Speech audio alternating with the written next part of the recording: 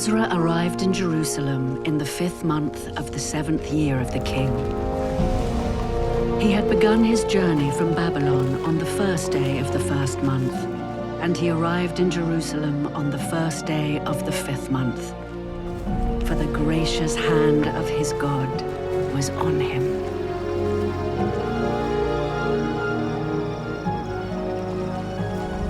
For Ezra had devoted himself to the study and observance of the law of the Lord, and to teaching its decrees and laws in Israel. This is a copy of the letter King Artaxerxes had given to Ezra the priest, a teacher of the law, a man learned in matters concerning the commands and decrees of the Lord for Israel. You are sent by the king and his 7 advisers to inquire about Judah and Jerusalem, with regard to the law of your God, which is in your hand. From the days of our ancestors until now, our guilt has been great. Because of our sins, we and our kings and our priests have been subjected to the sword and captivity, to pillage and humiliation at the hand of foreign kings, as it is today. Lord, the God of Israel, you are righteous. We are left this day as a remnant. Here we are before you in our guilt, though because of it, not one of us can stand in your presence.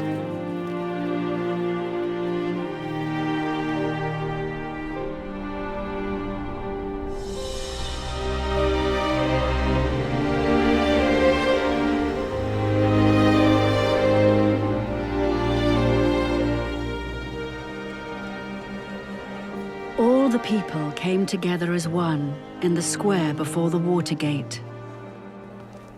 They told Ezra, the teacher of the law, to bring out the book of the law of Moses, which the Lord had commanded for Israel. So on the 1st day of the 7th month, Ezra the priest brought the law before the assembly, which was made up of men and women, and all who were able to understand. Ezra opened the book. All the people could see him because he was standing above them. And as he opened it, the people all stood up. In the beginning, God created the heavens and the earth. Now the earth was formless and empty. Darkness was over the surface of the deep, and the Spirit of God was hovering over the waters. And God said, "Let there be light." And there was light. Then God said, "Let us make mankind in our image, in our likeness, so that they may rule over the fish in the sea and the birds in the sky, over the livestock and all the wild animals, and over all the creatures that move along the ground." Now no shrub had yet appeared on the earth, and no plant had yet sprung up, for the Lord God had not sent rain on the earth, and there was no one to work the ground. Then the Lord God formed a man from the dust of the ground, and breathed into his nostrils the breath of life. And the man became a living being.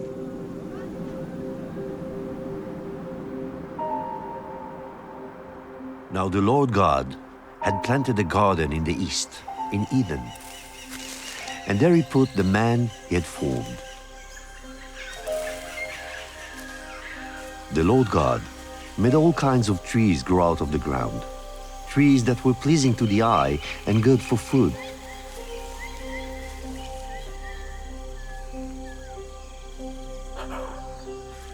In the middle of the garden were the tree of life and the tree of the knowledge of good and evil. And the Lord God commanded the man, "You are free to eat from any tree in the garden, but you must not eat from the tree of the knowledge of good and evil. For when you eat from it, you will certainly die."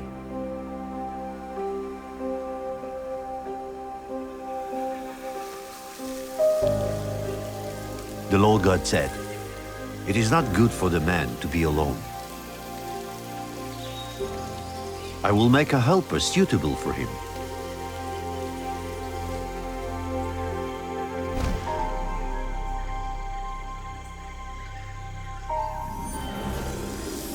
Now the snake was more crafty than any of the wild animals the Lord God had made. He said to the woman, "Did God really say you must not eat from any tree in the garden?" "You will not certainly die," the snake said to the woman. "For God knows that when you eat from it, your eyes will be opened, and you will be like God, knowing good and evil."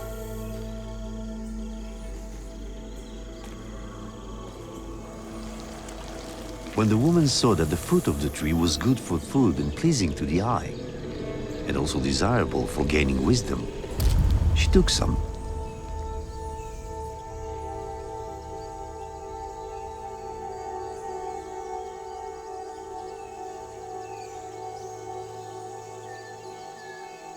And ate it.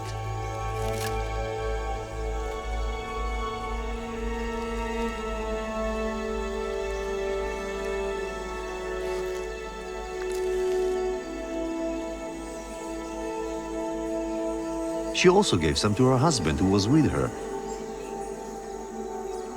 and he ate it. Then the eyes of both of them were opened, and they realized they were naked.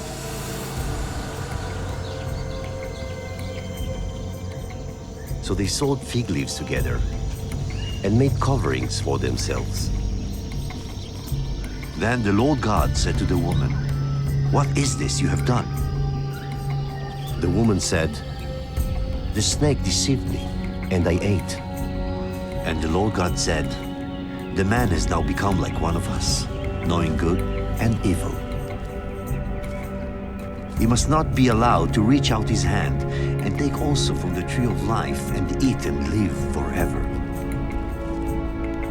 So the Lord God banished him from the Garden of Eden to work the ground from which he had been taken.